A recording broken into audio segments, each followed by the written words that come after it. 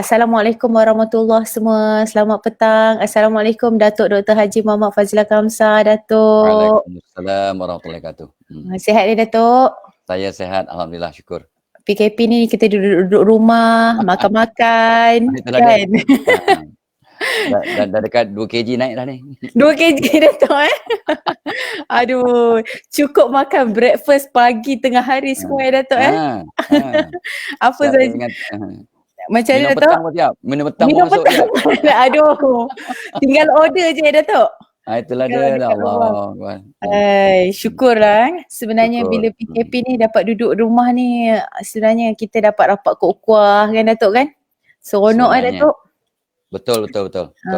So kalau Datuk dekat rumah PKP ni, apa aktiviti biasa Datuk buat? Boleh kongsi sikit. Kita dah 2 minggu ni, Datuk.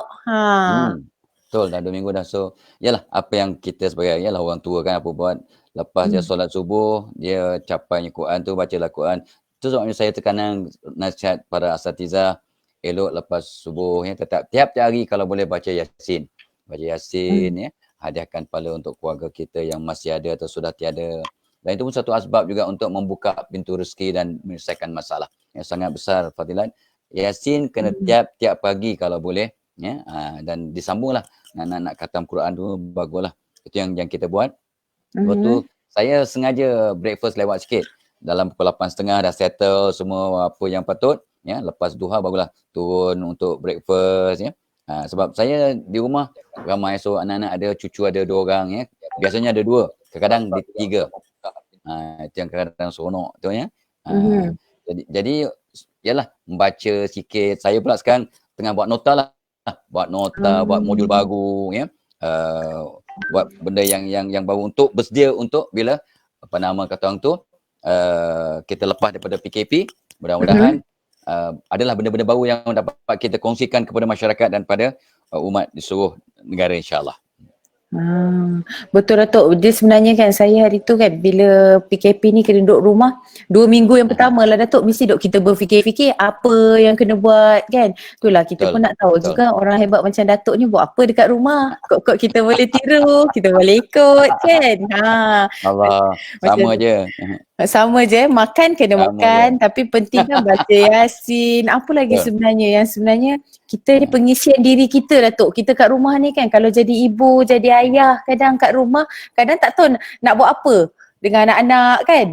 Cuba Datuk kongsikan sikit. Kalau ada orang yang ada anak kecil ni, kadang kalau dah 24 jam menghadap, kadang diorang ni tak tahu nak buat apa, bagi diorang main ke kan. Allah Akbar. Itulah sebab sebenarnya salah satu daripada fadilat PKP ni, kita lebih banyak masa untuk berbonding dengan ahli keluarga lah ya. Sebab kalau tidak, yalah mak ayah sibuk, pagi keluar, petang malam baru balik kan. Inilah masanya mak ayah dapat bersama dengan keluarga. Tapi itulah, orang kalau dah tak biasa berbonding dengan keluarga tiap-tiap hari, jadi rasa kekok dan rasa tak tahu apa nak buat. Tu kan bila breakfast sama-sama mana pun masing-masing kan, dengan hal masing-masing, tak ada benda nak dibualkan. So ni rasa sangat merugikan lah ya. So kita kena tukar balik kita punya paradigma lah. Tukar balik bahawa setiap kejadian yang berlaku, contohnya PKP ini, satu rahmat besar yang Allah berikan pada hamba-Nya yang dikasihi. Jadi kalau Allah bila kasih akan hamba-Nya akan diuji. So ini sikitlah ujian Allah. Dan ujian itu biasanya ada rahmat. Untuk orang yang beriman, setiap ujian yang Allah turunkan ada rahmat yang tersembunyi. Besar rahmatnya. Jadi kita pun ada rahmat untuk muhasabah diri, ada masa untuk baca Quran, ada masa untuk duha. Dulu mungkin tak sempat duha pun. Sekarang duha banyak masa. Dan mungkin tahun lepas kita bulan Syakban nak puasa sunat susah sikit sebab bekerja kan. Sibuk pagi, petang, siang, malam. Sekarang sebab kat rumah, mudah nak solat puasa sunat, Isnin, Khamis ataupun sepanjang masa. Ada orang puasa sepanjang bulan Syakban, Hana. Dia bukan tunggu Isnin, Khamis. 1 bulan dia puasa. Dan apatah lagi dalam keadaan sekarang ni di rumah, maka mereka rasa lebih mudah untuk jalankan kegiatan-kegiatan keagamaan yang mula menghafal doa-doa baru, zikir-zikir baru, mula mentadabbur Quran, tengok maksud Quran dan sebagainya, masya-Allah ya. Ini semua tak dapat dilakukan kalau tak ada PKP lah. Jadi itu antara kata orang tu fadilat ataupun hikmah. Dan ialah sekarang pun kita tengok TV bersama keluarga, banyak benda baru yang kita dapati ya, dan kita dapat tengok satu dunia bagaimana kita menangani COVID-19 ini, dan kita tengok negara kita antara yang terbaiklah dalam kita punya pengurusan dan menangani masalah ini. Betul. Tapi macam Datuk dah biasa sibuk kan? Tapi mesti rasa macam rahmat yang betul-betul kena bersyukur ni, Allah bagi rehat kan, duduk kat rumah kan. Tapi dalam masa tu kita kena orang kata perbaiki diri ya Datuk. Betul. Sebab yalah, bila Allah turunkan suatu ujian ya, dia sebagai satu titik perubahan. Kan kita dah sebut peribahasa, kita dah terantuk baru tengadah. Jadi kita ni semuanya satu negara, bukan satu negara, satu dunia. Dengan pandemik ini kita terantuk. Jadi Allah tengok bagaimana kita mentadbir diri kita. Dan saya selalu sebut pada sahabat-sahabat, pada ialah orang yang dengar ceramah dan sebagainya, sesuatu tabiat terbentuk dalam 40 hari. So kita sekarang ni PKP sesi pertama 14 hari. 14 hari. Sesi kedua ni 14 hari. So dah 28 hari. 28. Masuk pula Ramadan.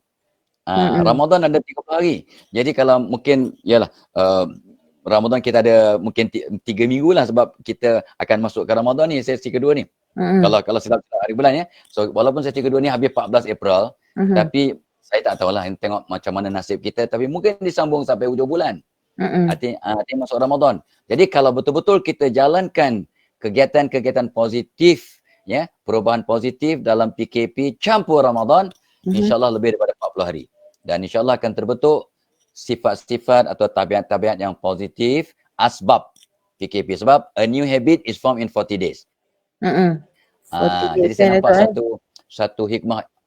Sebab kebetulan, bukan kebetulan, Allah punya perancangan memang cantik lah. Ya? Sebelum tu kita kena minta diorang ni share dulu Datuk, sebabnya perkongsian petang ni kan. Elok like dan share. Sebabnya biar bagi orang, semua orang dekat rumah Datuk sekarang ni, kita tengah nak berkongsi ilmu ni kan. Betul. Baiklah kita ni sama-sama berkongsi dengan ramai-ramai orang. Ramai yang boleh mendengar kan. Bukan senang nak tengok, nak jumpa Datuk dah memang susah dah. Nak tengok online ni kira bersyukurlah sebenarnya kalau kalian ni, diorang ni share ni Datuk, betul tak? Ya, betul. Kan? Ni tengok ni Tok, ada yang baca komen dekat sini, kata insya-Allah tiap-tiap pagi selepas subuh baca Yasin. Ada yang baca Yasin, terbentuk good habit. Sementara cara kita nak betul Datuk, cara kita nak membentuk diri kita ni sebenarnya, cara nak mentadbir diri kita sebenarnya bermula daripada Allah bagi kita ni cuti ni lah, dah 14 hari, tambah lagi ni 14 hari ni musim yang fasa yang kedua ni Datuk, lagi 14 hari. Mungkin 14 hari pertama dah makan cukup. 14 hari yang kedua ni apa yang kita nak? Datuk cuba kongsikan sikit apa yang mereka ni kena buat, mungkin mendalami. Untuk contoh kalau ada anak-anak kecil, mungkin kita kena ajarkan solat ke, apa yang kita kena didik mereka ni. Kita sebagai ibu bapa ni Datuk, apa yang kena buat dulu ni? Nak tunjuk contoh dekat mereka ni. Itulah, di mana-mana pun saya sebut ya, saya pesan kat diri saya, pada anak-anak saya, sebelum kita nak merangsang perubahan pada anak-anak, mak ayah wajib berubah dulu. Jadi kalau selagi mak ayah masih belum berubah, maka kita macam tak layak lah, macam tak ada syarat asas untuk merangsang perubahan. So kita tak nak macam peribahasa Melayu lama kata, macam ketam mengajar anak berjalan lurus ya. Jadi mak ayah kena berubah, dan itulah sebabnya PKP ni sebagai satu titik perubahan, satu kata orang tu peluang ya, satu peringatan Allah untuk kita semua, mak ayah terutamanya, atuk nenek termasuk, untuk lakukan perubahan-perubahan.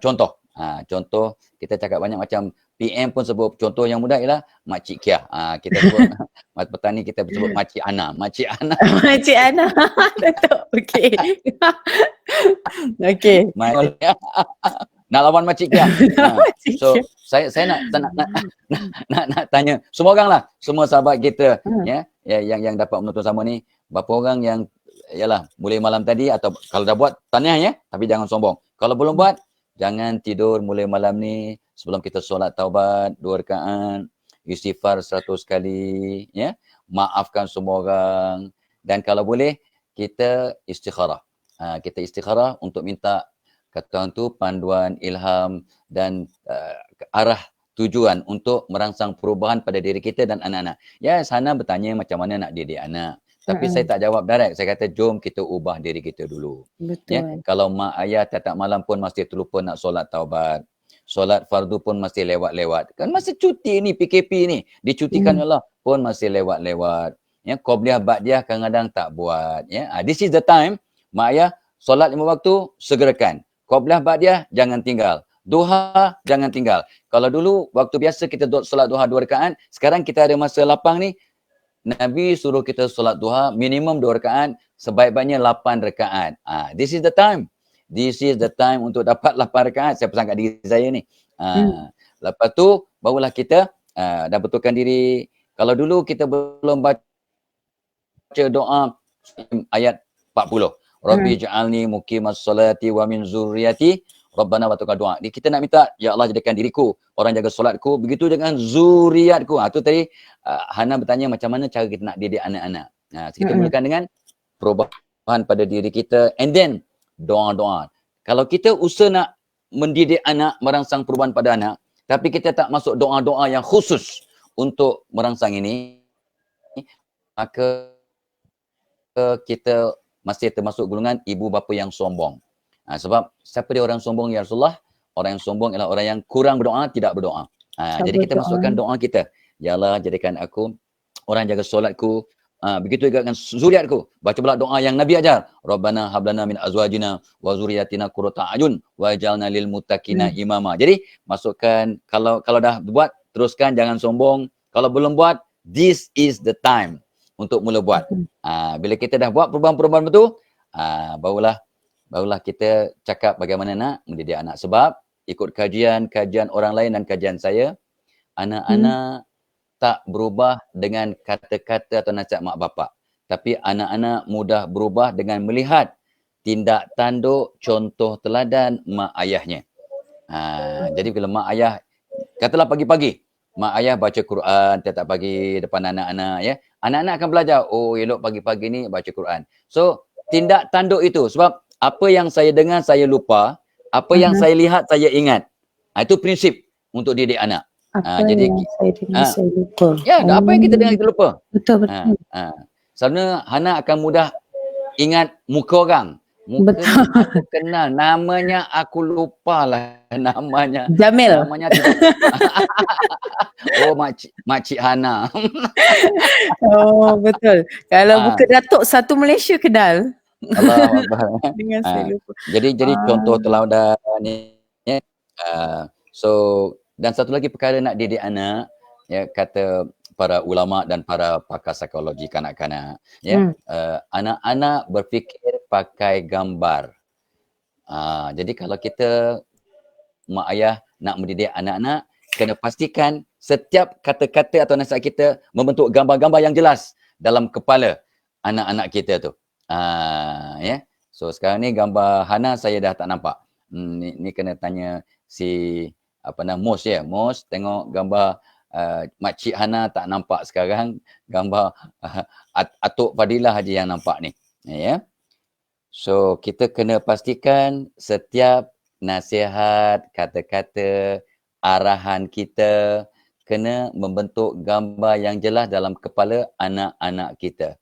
Ramai mak ayah banyak cakap tapi tak tunjuk contoh, teladan ataupun cara penyampaian yang mudah dibentuk gambar, ya. Anak-anak akan bertindak ikut gambar yang terbentuk dalam kepala anak-anak kita.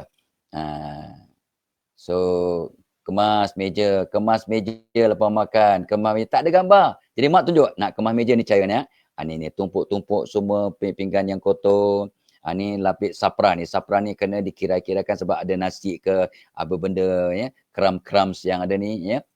So mak kena demonstrate dengan tindak tanduk sebab terbentuk gambar yang jelas. Apa maksud mengemas meja selepas makan. Jadi dengan demonstrasinya lah, ya. Sebabnya dalam sains pertanian kita ada satu sesi namanya method demonstration. Bila kita terangkan prinsip teorinya, kita kena tunjukkan cara nak buat. Jadi bila kita dah tunjuk cara yang buat, maka anak-anak mudah ni. Ni saya tak dapat komen daripada Hana, tak nampak gambar, mungkin terputus ni. Ya? Masalah teknikal, ya. So Mos tengah bertegulung Mos. Tak apalah, ya. Inilah ini kali pertama kita buat secara FB Live secara di rumah, ya. Hana di pejabat, saya di rumah. Jadi adalah masalah teknikal sikit-sikit ya. Tapi makin lebat ya, makin banyak sahabat-sahabat seluruh negara yang join kita punya FB Live. Terima kasih panjang-panjang. Oh, sementara kita tunggu pihak teknikal membetulkan gambar kita ya, FB Live kita. Saya nak ucapkan happy birthday ya kepada mereka yang menyambut hari lahir pada hari ini. Selamat menyambut hari lahir. Syukur tahniah. Tapi jangan terlampau gembira.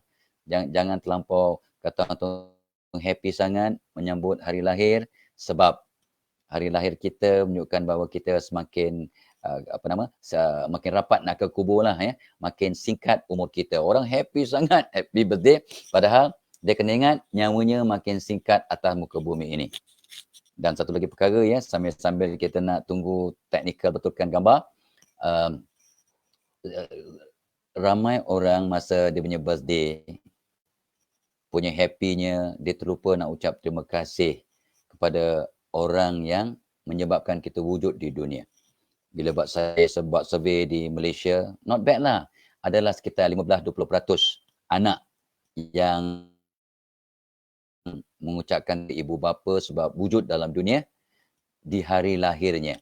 Pada hari lahirnya, 20% anak-anak di Malaysia yang bercakap, mak, abah, terima kasih sebab melahirkan saya. 20%, yang 80% happy. Ramai pula yang kecil hati bila mak ayah lupa nak belikan hadiah. Dia umur anak pun baru 45 tahun. Jadi dia kecil hatilah kalau umur ayah yang umur 70 tahun yang dah mula pelupa dan nyanyuk sikit tu, ya, dia kecil hati kat orang tua yang tak bagi hadiah. Ada. Ni punya bukan tak seronok, punyalah ya, lupa diri anak-anak ini. Sepatutnya bila anak sudah ialah dewasa umur 20 ke atas ya, tak payahlah sibuk nak tunggu hadiah ataupun kecil hati bila orang lupa birthday awak. Birthday itu tanda awak makin dekat nak mati. Janganlah sibuk nak celebrate, silakan. Ya, dengan doa selamat, dengan ya kek birthday, okey. Ya, nak terima hadiah silakan. Tapi jangan lupa bersyukur, berterima kasih pada mak ayah. Keluar dah. Ni Datuk. Mati anak. Keluar dah.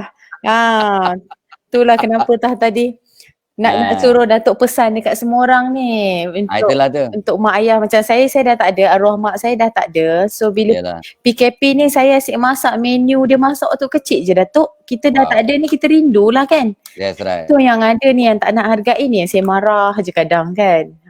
Betul. Itulah sebabnya. Betul lah tu. Datuk boleh baca komen ke Datuk? Saya tengah-tengah baca sikit-sikit. Okey, banyak juga ni diorang komen ni. Yelah, banyak. tapi kan Datuk, banyak juga diorang punya komen ni. Saya yang bila PKP ni Datuk, sebenarnya kita pun tak dapat nak balik kampung kan Datuk kan? Tak dapat nak jumpa mak ayah. So kita pun bertanya khabar pun kena buat. Kalau pandai online macam ni bolehlah Datuk. Tapi kalau tak pandai tu terpaksa call lah. Tapi kalau boleh hari-hari ya Datuk kena sentiasa mendoakan. Betul tak Datuk? Ada tak apa-apa tips kita untuk mak ayah tu pun? Itu sebenarnya saya percaya kunci utama. Kalau kita buat apa-apa pun saya percaya, sebab saya dah tak ada mak, so saya refer dia kat ayah saya lah. So kalau abah saya ni dia cakap ya ke, dia cakap tak ke, saya ya je. Saya ikut je lah dia punya apa yang dia cakap kan. Saya rasa itu doa dia. Saya rasa urusan saya banyak dia pemudahkan ke semua dia, saya rasa. So Datuk ada tak nak share sikit pasal itulah kita dah lah PKP ni, apa yang diorang ni boleh buat selain daripada macam mana cara nak hargai mak ayah yang dekat kampung tu. Kan kita tak dapat nak balik kampung pun, apa cara yang kita boleh buat Datuk?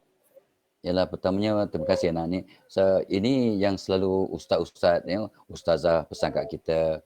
Anak-anak berbuat baiklah kepada ibu bapamu agar anak-anakmu berbuat baik padamu. Jadi kita kena ingat, sebab selalu saya terima juga ya, saya ada masalah dengan mertua saya gini. Saya dah tak balik kampung 3 tahun ya sebab gini. So saya pesan kat dia orang, berbuat baik kepada mak ayah ya, agar anak-anak kita berbuat baik kat kita. Jadi ada sahabat bertanya pada Nabi, ya Rasulullah, kalau mak bapak aku bertindak zalim pada aku, masih perlukah aku berbuat baik pada mak bapak aku? Nabi menjawab, ya.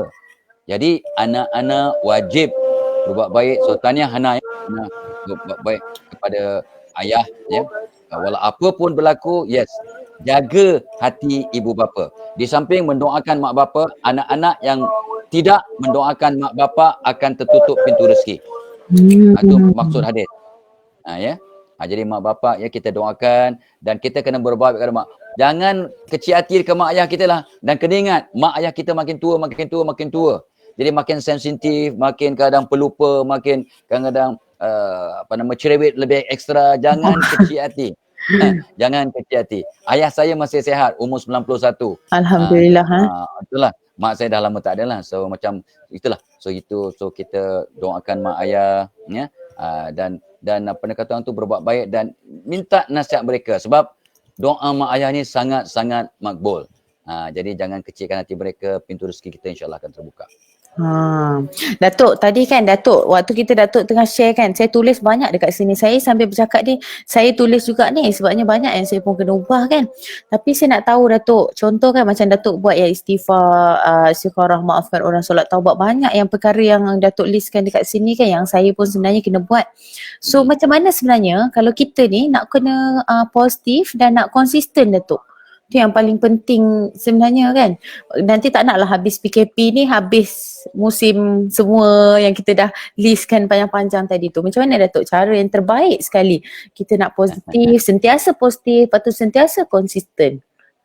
Okey, itu soalan yang sangat penting lah. Sebenarnya hidup kita ni simple. Ya, hidup kita ni simple. Itu sebabnya apa yang saya sebut tadi, walaupun tidak menjurus kepada nak menjawab bagaimana nak positif. Positif tak positif bergantung pada seketul daging tu, pada hati kita.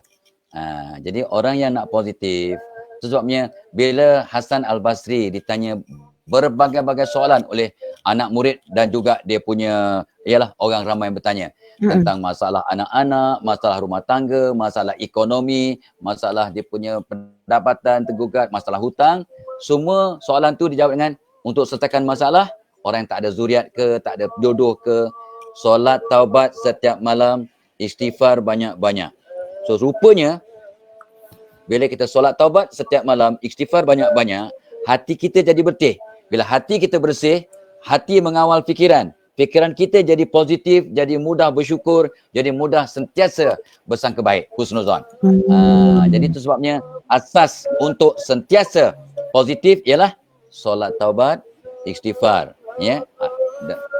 Hati jadi bersih Saya dengar orang baca Quran sebab saya memang pasang benda ni setiap masa patut. Okey, tak apa. It's okay. Saya dekat bawah ke dekat atas ke, saya memang cantik. Elok. pasang setiap masa selama ada device Datuk. Bagus. Jangan ada gangguan. Itu dah cantik tu. Cantik. Tak ada. Ini Datuk, sebabnya saya hari tu saya macam terpanik Datuk sebenarnya, cerita je. Lepas PKP tu saya panik, barang tak ada, saya tak keluar. Kita tak keluar langsung Datuk. Saya memang jadi panik yang saya duduk sampai 2-3 pagi saya duduk termenung tau. So saya kata tapi saya memang buka setiap masa lah. Tapi bila saya dengar tu saya jadi lagi relax, saya jadi tenang. Tenang. Dia panik, dia macam aku tak boleh keluar rumah, barang tak ada, nak masak apa, nak makan apa, anak-anak macam mana belajar. Saya jadi macam tu hari tu, tiba-tiba Datuk. Tapi sebab saya buka setiap masa tu lah, saya rasa macam benda tu bagi saya relax lah, bagi saya tenang lah. Kalau nak kata saya mengaji macam ni, kelas mengaji baru masuk Datuk. Baru belajar tajwid. Itu yang disebutkan ala bizikrillahi tatmainul qulub ya. Bila kita mengingat Allah, hati akan menjadi tenang. Bila hati tenang, hati ni mengawal fikiran. Itu dari kacamata ulama-ulama kita, qalbu, hati mengawal fikiran. Soalan Hana tadi, bagaimana nak sentiasa berfikiran positif. Ya, jadi nak berfikiran positif, kena betulkan hati. Sebenarnya solat taubat, istighfar, baca Quran, dengar Quran, ya. Ini sebagai asbab untuk kita, asas untuk tenang dan untuk positif. Dan satu lagi prinsip yang paling mudah untuk sentiasa berfikiran positif ialah, buat kata pakar-pakar psikologi, itu bidang saya. Pakar psikologi kata satu pagi Allah supaya kita jadi positif. Jadi kalau kita pagi-pagi dah positif, sebabnya saya pesan pada anak-anak saya, pada diri saya dah amalkan dalam 35 tahun kot. Bangun tidur mesti senyum. Angkat tangan doa. Bangun tidur senyum. Bila kita bangun tidur dalam senyuman dan berdoa, mulakan hari dengan positif, sepanjang hari insya-Allah positif. Maka sepanjang hari kita akan tenang, akan elok, seperti mood kita dan doa kita waktu pagi. Sebabnya Nabi suruh kita baca doa waktu pagi ialah Allahumma inni as'aluka ilman nafi'a wa rizqan thayyibah wa amalan mutaqabbalah. Ya Allah, berikan aku Allah ilman nafi', ilmu yang bermanfaat, wa rizqan thayyibah, rezeki yang baik, wa amalan mutaqabbalah, dan amalan-amalan yang membawa kebaikan yang kau terima, yang makbul. Itu asas. Jadi kalau pagi-pagi dah minta yang baik-baik begitu, maka insya-Allah sepanjang hari kita akan jadi positif. Ya, itu satu perkara yang sangat penting. Yang kedua, untuk sentiasa positif, ni semua orang mengajar ni. You pergi ke kelas NLP, kelas EQ, IQ, ESQ, whatever, maka mereka akan kata bahawa cakap kita, fikir dan cakap kita adalah doa. Jadi haramkan perkataan negatif kat rumah, terutamanya masa PKP. Ya, perkataan bodoh, jahat, degil, malas, stupid, tak kisah. Jangan sebut langsung. Sebab cakap orang tua ni doa.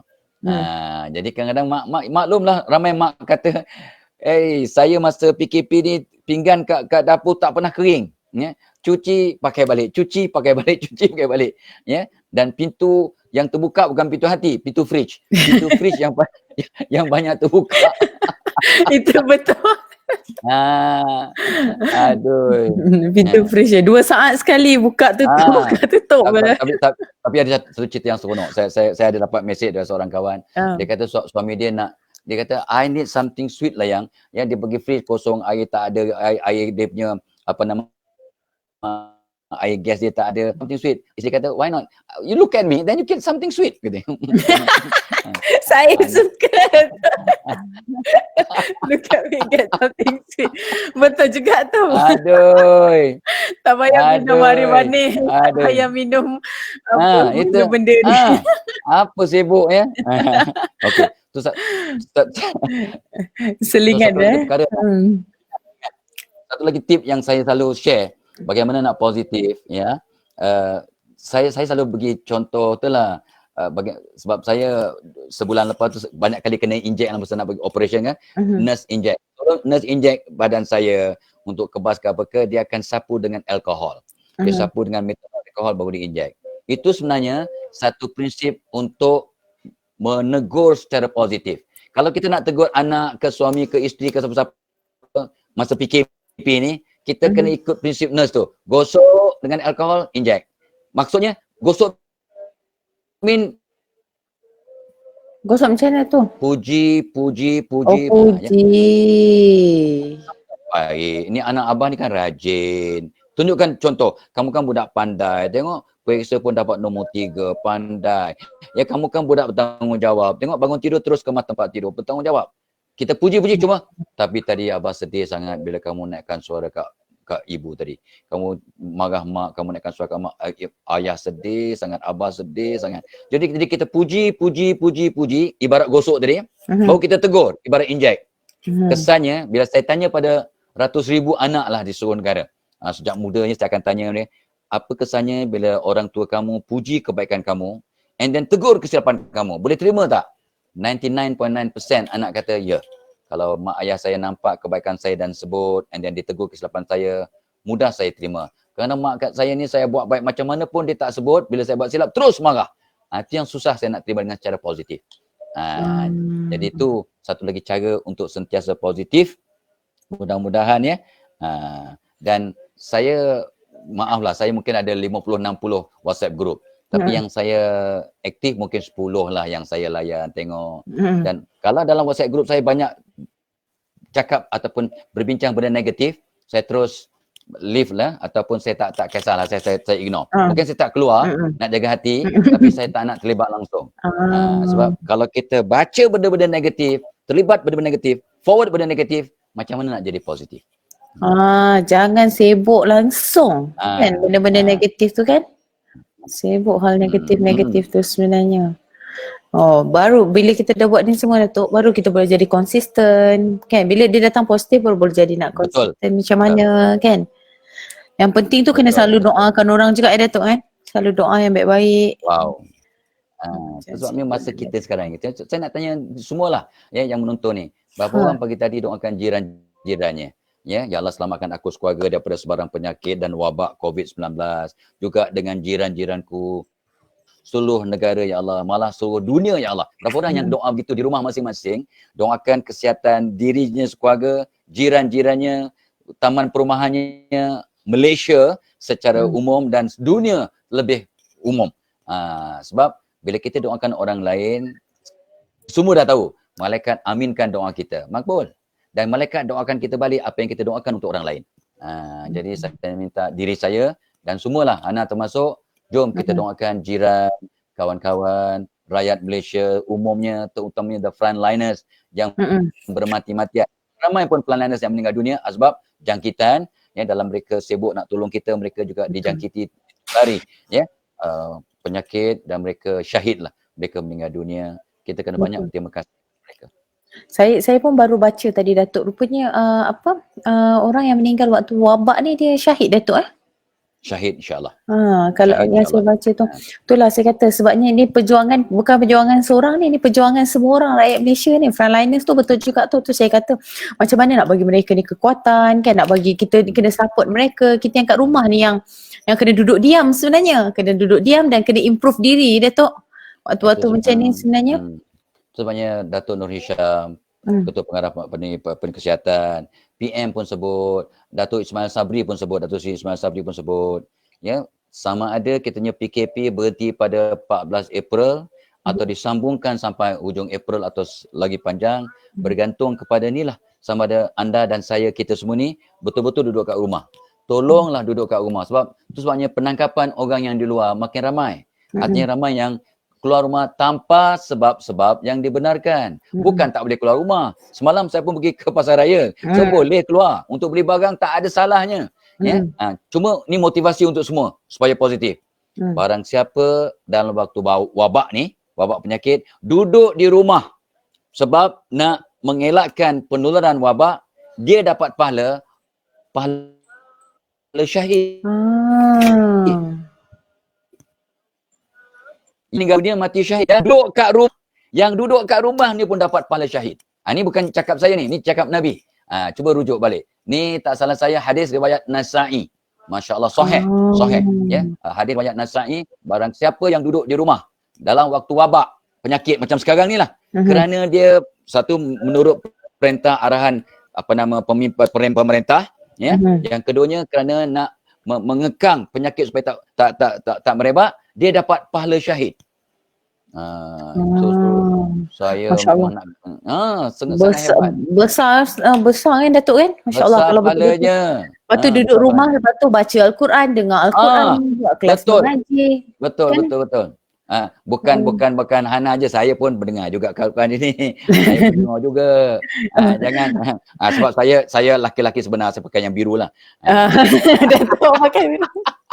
Anak pakai pink kan? Anak Saya pakai yang pink Datuk. Saya punya. Orang perempuan. Saya dengar. Cucu saya biru dengar. Ini sebab saya berebut dengan diorang Datuk. Biru ni berebut dengan si Fatih seorang satu, saya kata. Allah Akbar. Tapi saya rasa asbab dengan mendengar ni juga sebenarnya, hati saya sebenarnya jadi tenang. Datuk pun ada lah. Ada. Ya Allah. Saya sebenarnya kalau lah boleh saya kongsikan, Islamic Audio Device ni orang mendengar Al-Quran ni Datuk, dengan frontliners, dengan orang-orang yang terkena COVID tu, sebab dia boleh bawa masuk ke hospital, dia bebas radiasi. Saya rasa ya Allah bersyukurnya saya dapat. Sebenarnya saya fikir ni sekarang ni kalau boleh orang ni mendengar Al-Quran ni Datuk, kadang kita tak ada masa kan Datuk nak belajar mengaji, orang tak tahu macam mana kadang, tapi saya buat online sekarang Datuk, kelas mengaji saya. Itulah saya kata kalau dapat dengar Al-Quran ni, Masya Allah, saya kata seronoknya 24 jam. Kita telinga dapat pahala Datuk, duduk rumah, apa Datuk kata tadi, pahala syahid. Pahala syahid, yes.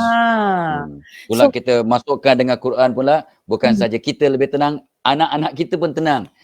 Ni pun dia sebagai syifa. Penyembuh ni, ayat Al-Quran ni syifa, ya, kata Nabi. So kita kalau dengar Quran tu bukanlah tenang saja, dapat pahala saja, dan menyembuh penyakit, merawat penyakit, jadi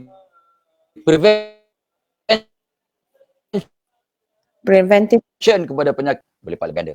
Oh. Dan lagi Betul. satu Datuk, cuba Datuk kongsikan sebenarnya, adakah dengan mendengar Al-Quran ni kita mampu untuk mengawal emosi anak-anak ke macam mana Datuk sebenarnya? Apa yang kita, kadang bila dekat rumah, saya belum lagi lah jadi singa, okey lagi lah setakat hari ni.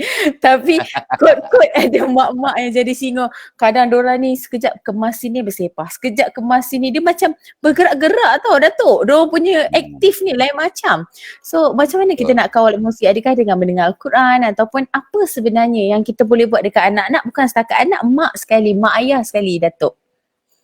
Yang betul, terima kasih Ana. Ini soalan yang sangat penting. Sebenarnya sebelum tu saya nak rujuk peristiwa lah. Masa saya menjaga anak, masa saya menjaga cucu, ya hampir semua. Dan rupanya saya dapat report daripada sahabat-sahabat saya non-Muslim. Ramai sahabat saya non-Muslim yang cakap kat saya, Tuan Haji, ramai sahabat saya non-Muslim panggil saya Haji. Ji, why my anak dia nangis ke, dia marus, dia nakal-nakal. Bila maghrib dia dengar azan kat TV, terus dia duduk diam. Dia terus duduk diam, dia tengok TV. Ini kawan saya non-Muslim. Dan saya tengok cucu saya pun. Cucu saya yang umur 18 bulan tu, ya Allah, aktif. Bila dengar azan dia terus. Dia lagi ke pangku saya, terus tengok azan. Itu azan. Azan itu, ialah yang menyebut tentang Allah, tentang Nabi, Masya Allah. So, itu azan punya impak sangat luar biasa. Apatah lagi Al-Quranul Karim. Itu sebabnya, bila cucu saya menggagal, menangis, dah lepas susu, dia tengok perut pun tak kembung tapi menangis, kita pun bacakan ayat Quran sambil zikir, sambil memang semua tenang. Ya, semua tenang. Memang benar. Sebenarnya bila anak-anak meragam bacakan Quran, ya. Sebabnya ramai orang yang tanya saya, anak dia nak pergi tadika mesti mengamuk. Mesti menangis, susah. Saya kata, okey, dalam perjalanan ke tadika, mainkan bacaan Quran ke Asmaul Husna, dan mereka yang dah beli Islamic audio device ni, tolong buka bacaan Quran dalam kereta, dalam perjalanan ke tadika. Tengok apa kesannya. Oh, dia kata betul lah bila dengar ayat Quran dalam kereta, ya, bila saya sampai kat sana mereka mudah nak pergi kat cikgu tadika dengan tak meragam, tak menangis, tak jerit-jerit macam biasa. Saya kata tengok, ini semua kisah-kisah sebenar, ya, untuk membuktikan bahawa asbab mendengar Al-Quranul Karim, mak ayah akan tenang, tak menyinga macam kata anak tadi, anak-anak juga akan tenang. Ya. Dan malahan saya dulu ada tadika, dululah, ya. 3-4 tahun yang lepas saya ada tadika. So saya pesan kat semua guru tadika, masa nak menyambut anak-anak yang datang pagi-pagi tu, tolong mainkan ayat Quran kuat-kuat ataupun sekurang-kurangnya zikir. Zikir-zikir, ya, Asmaul Husna ke ayat Quran, mainkan, ya, melalui loudspeaker, ya. Jadi bila anak tu masuk je kawasan tadika, dah dengar ayat Quran, dia punya mood berbeza. Dulu menangis, mengamuk-ngamuk, ya biasalah kan, ya, dah manja dengan mak ayah, nak ditinggalkan umur 3-4 tahun tu, ya, 3-4-5 tahun ni. So bila dengar ayat Quran, dia punya situasi yang mengamuk, menangis tu berkurangan. Jadi betul, ini yang kita nampak salah satu daripada mukjizat Al-Quran yang memang kita tahu, jom kita amalkan, pasti hati akan tenang, ya, mood kita berbeza, tapi dan di samping itu jiwa kita kuat, badan kita sihat dan dapat ilham yang baik-baik untuk mentadbir hidup kita, ya, dengan lebih baik, lebih seimbang, lebih positif. Betul. So maknanya kena selalu dengarkan Al-Quran. Sebab saya memang pasang setiap masa, sebabnya saya rasa dia bagi ketenangan dekat mak, dekat saya sebenarnya Datuk. So bila saya dengar, saya jadi relax kan. Tak ada rasa nak marah, tak ada rasa macam nak sebab diorang ni makhluk bergerak Datuk. Sekejap dekat dapur, saya tengok dah bersepah. Sekejap dekat depan dah bersepah kan. So jadinya saya pasang 24 jam Datuk. Dan tiba-tiba dia ikut sekali. Dia baca zikir sekali. Saya macam dalam bilik air duk jalan-jalan, dia ni zikir pula. Saya kata. Tapi saya seronok lah sebab dia ikut kan. Cumanya saya baru tahu sebenarnya bila Datuk kata rupanya bila kita bukakan ayat bacaan Al-Quran ni. Datuk, ya Datuk. Datuk? Dia terapi. Apa dia Datuk, terapi? Ya, kita ada masalah. Okey, apa dia Datuk? Terapi. Dia ni terapi yang sangat kuat. Baca dengar Quran adalah satu terapi yang sangat hebat. Dan yang paling penting, ni semua orang tahu, ya, bahawa bila kita kat kubur nanti, yang jadi sahabat kita yang bagi syafaat kat kubur, Quran. Ya, di padang mahsyar yang bagi syafaat di samping Nabi, Quran, dan juga kita punya ibadah-ibadah yang lain, Quran yang akan menolong kita masa kat padang mahsyar. So Quran ini insya-Allah ya. So biarlah sebatikan dengan diri kita dan anak-anak kita akan selamat dunia, kubur dan akhirat. Dunia kubur dan akhirat ni betul lah Datuk. Sebenarnya betul-betul cuti ni lah masa yang betul-betul kena prepare kan dengan anak-anak, yang kita nak kena didik mereka ni dengan nilai Islam. Dan saya sebenarnya saya nak kongsi sikit je lah Datuk. Saya sebenarnya bersyukur Datuk, Fatih ni dia 3 tahun lebih ni dia solat jemaah, dia yang iqamat Datuk. Dia iqamat dan saya macam ya Allah, saya menangis waktu awal tu. Saya kata sebab dia iqamat full. Dia baca full. Saya tak tahu, mungkin dia selalu dengar daripada buku ke apa ke, saya mungkinlah. Lepas tu dah iqamat tu dia boleh baca semua kecuali tahiyat akhir dia tengah nak habiskan. Saya itulah saya kata itu antara aktiviti yang kita buatlah kat rumah, lebihkan solat jemaah. So kalau Datuk boleh nak kongsikanlah dengan anak-anak ni, apa yang sebagai parent ni nak pastikan pendidikan dekat anak-anak ni sentiasa berjalan dekat rumah ni. Apa yang macam aktiviti ataupun apa yang parent kena tunjuk, tadi kena tunjuk contoh kan, yang kena pastikan diorang ni always buat dan mengikut didikan Islam yang betul. Semua orang nak kalau boleh anak dia jadi anak soleh, jadi anak soleha. Jadi macam mana sebenarnya Datuk? Daripada awal ni, alang-alang kita masa PKP ni kan? Yes. So tu benda yang penting lah, soalan yang sangat penting. Yang pertamanya itulah saya sebut awal-awal tadi, ulang balik ya. So mak ayah kena betulkan diri, segerakan solat fardu dan solat sunat qabliyah ba'diyah jangan tinggal. Qabliyah ba'diyah jangan tinggal, duha seboleh-bolehnya jangan tinggal. Ya, dan kita solat taubat tiap malam, istighfar. Tu satu. Ya. Yang keduanya, itulah dia. Kita ni kena bacakan doa kat kepala anak kita. Kata para ulama, masa baby lah, masa dalam kandungan ibu 4 bulan ke atas pun, masa ibu mengandung 4 bulan ke atas dah boleh baca doa Fatihah, ibu sekala doa, ayatul kursi yang menghalau setan iblis dan menghalang umusbian dikacau baby dalam kandungan dan masa kecil. Ayatul kursi, al-insyirah, alam nasyrah, asbab untuk membuka hatinya, melapangkan kepalanya untuk jadi anak soleh soleha. Fatihah, ayatul kursi, alam nasyrah, al-insyirah. Hembus kat kepala anak. Kalau mak mengandung 4 bulan ke atas, ayah baca hembus kat perut ibu dengan niat untuk merangsang anak dalam kandungan jadi anak soleh soleha. Satu. Ya. Yang keduanya itulah, ya, masa anak tu dah lahir, ya, maka mak masa nak menjadikan anak pun baca Fatihah, ayat kursi, alam nasyrah, hembus kat ubun-ubun anak. Kalau anak dah umur 2-3 tahun, ya, macam anak Hana sekarang ni, mak masa masak, ya, baca Fatihah, ayat kursi, alam nasyrah, hembus kat makanan minuman. Hembus kat makanannya, kat air minumannya, hembus kat badannya, hembus kat pakaiannya. Jadi kita kan sekarang nak masukkan washing machine kan, nak cuci ke, kita baca Fatihah, ayat kursi, alam nasyrah, hembus kat pakaian yang sudah basuh. Ni ulama pesan kat saya. Hembus kat pakaian. Dan bila kita anak-anak dah tidur, kita tengok gambar dia kat handphone kita, kat gadget kita, ya. Jadi kita tengok gambar pun baca Fatihah, ayat kursi, alam nasyrah, hembus kat gambar tu. Sebagai asbab ikhtiar untuk merangsang anak-anak jadi soleh soleha. Jadi kalau anak kita katalah masa biasa bukan PKP, anak kita kat asrama atau kat keluar negara, sama juga tengok gambarnya ataupun bayangkan wajah mereka. Baca Fatihah, ayatul kursi, al-insyirah. Hembus kat gambar atau bayangan gambaran mereka itu dengan hasrat, dengan niat, dengan doa untuk merangsang mereka jadi anak-anak soleh soleha. Ya, itu satu, dua. Yang ketiganya yang mak ayah boleh buat mendidik anak-anak jadi soleh soleha ni ialah kita kena ingat hakikat bahawa anak-anak kita ni kena diulang diingatkan. Itu sebabnya Nabi pesan, ni saya ambil iktibar ibrah daripada apa yang Nabi ajar. Anak umur 7 tahun ajar solat. Umur berapa yang boleh dirotan kalau tak solat? Ana? 7 kan? Umur 7 kita suruh. Kita mula suruh dia solat. Umur 10. 10 ada tak? Umur 10 tahun. Dia yang ditawar-menawar. Dia dah tahu ni. Umur 10 boleh dirotan. Okey. Kalau ramai orang tahu tu, bukan tak tahu. Tapi apakah implikasi umur 7 suruh solat? Umur 10 boleh dirotan. 7 hingga 10, 3 tahun. 3 tahun ialah 365 hari kali 3. Lebih kurang 1,200 hari. Katalah 1,000 hari lah. Artinya, kita kena pesan ke anak kita, didik anak kita 1,000 hari.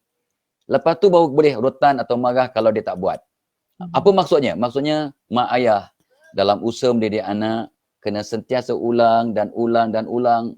Berhari-hari, 1,000 kali kita pesan, baru boleh marah kalau mereka ingkar. Itu pesanan Nabi sebenarnya. Pakar sains buat kajian. Seorang guru saya bernama Profesor Bobby D. Potter. Dia buat kajian untuk anak-anak kita ni, paling kurang kita kena nasihat, kena pesan 200 kali. Baru dia benar-benar faham, ada penghayatan dan lekat dalam dirinya untuk bertindak. Saya mula-mula kata takkan sampai 200 kali punya degil punya anak ni. Ya, bila saya kenang balik apa yang Nabi ajar, 7 tahun suruh solat. Kalau tak solat umur 10 tahun dengan sengaja selepas dia bagi warning, boleh rotan. So kata wow, Nabi punya pendidikan lagi kata orang tu sabar, lagi mendalam, lagi kata orang seni, lebih halus, lebih kata orang finesse. Ya, so artinya dalam usaha untuk mendidik anak, ya, supaya jadi anak soleh-soleh ni, kita kena terus pesan dan pesan dan pesan. Ini sekarang masa PKP ni, anak saya yang nombor 2 duduk dengan saya. Yang sulung pun duduk dengan saya. Yang sulung tu dia berpantang. Yang nombor 2, yang sulung umur 38. Yang nombor 2 umur 35. Tapi atuk ni, ayah ni, pukul 6.30 kadang ketuk balik pintu dia orang. Just in case mereka tak terkejut. Yang kejutkan pukul 6.30. Dah bangun subuh belum? Anak umur 35. Bukannya 10 tahun.